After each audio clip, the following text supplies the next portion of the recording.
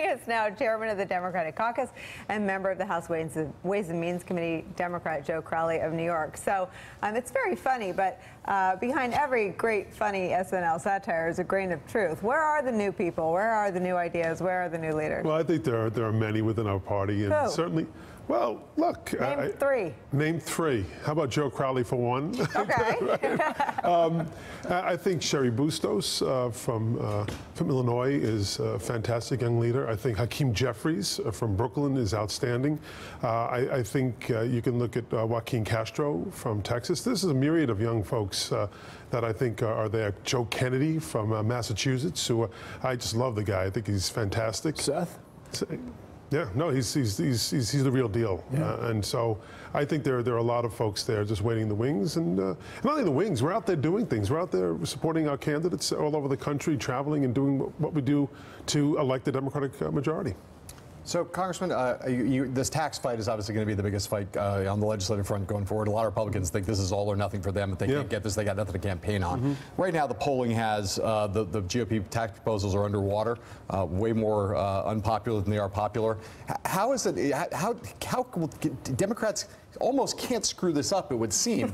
If you start out with the numbers that they're looking at right here, we're looking at them on the screen here, 31% favor, 45% opposed. Is that not, should this not be a relatively, not easy, but relatively easy for Democrats to be able to beat this tax proposal?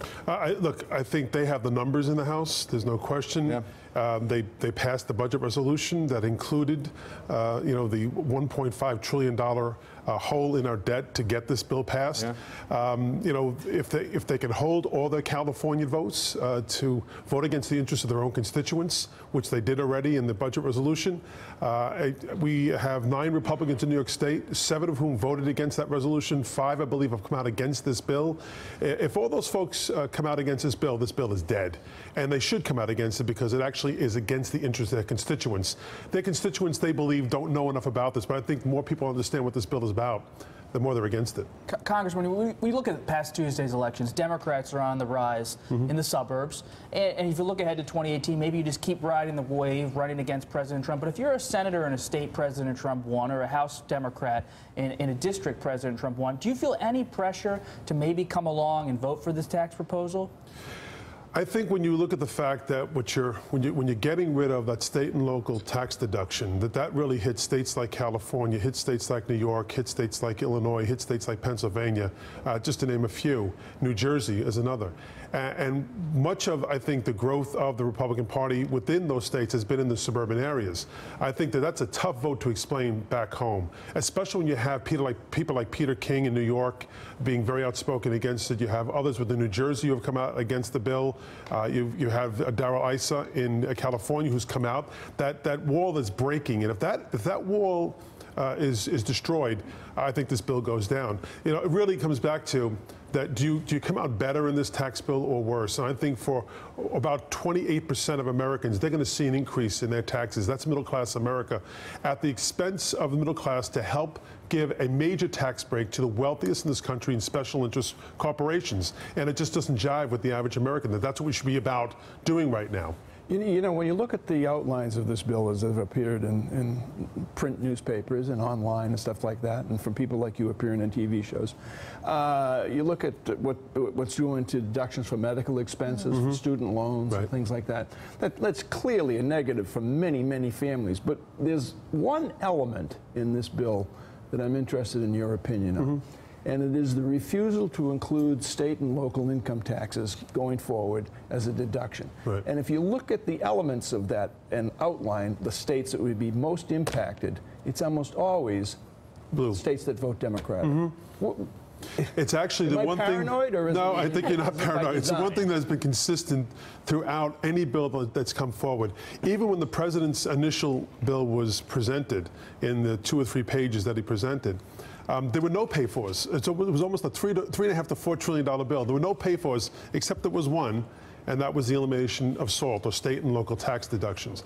So, yeah, there are other horrible things that are in here, including getting rid of the tax credit for hiring veterans, for instance, and that's gone. There's so many little, the teacher, buying extra tools for teaching in class, that will no longer be expensed under this bill. There are so many little things in this bill that make it, in many respects, for me, immoral. But you know, I think the double taxation of states like California, like New York, like New Jersey, even Pennsylvania, I think is a focus on blue rather than anything else. I think it's a very, very political document. You have now said that you think that the Democrats have better than 50% chance of retaking control of the House in 2018.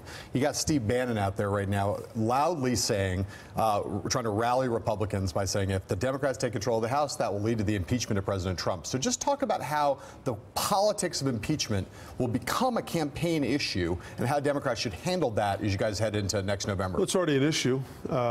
People talk about it. We've seen the ads, the Steyer ads.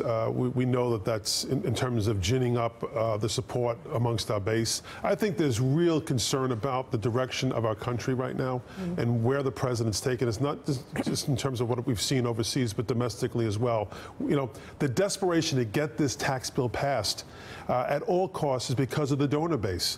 You know, Chris Collins said it from Buffalo. You know, we've had others say it as well. If they don't pass this bill, they're done. And I think when it comes to the issue of impeachment, I like the fact that Robert Mueller is doing his job. Mueller is doing his job. He's investigating this. He's taking it where it leads. And if it leads us somewhere and it's an issue that can be prosecuted, that's up to them to decide.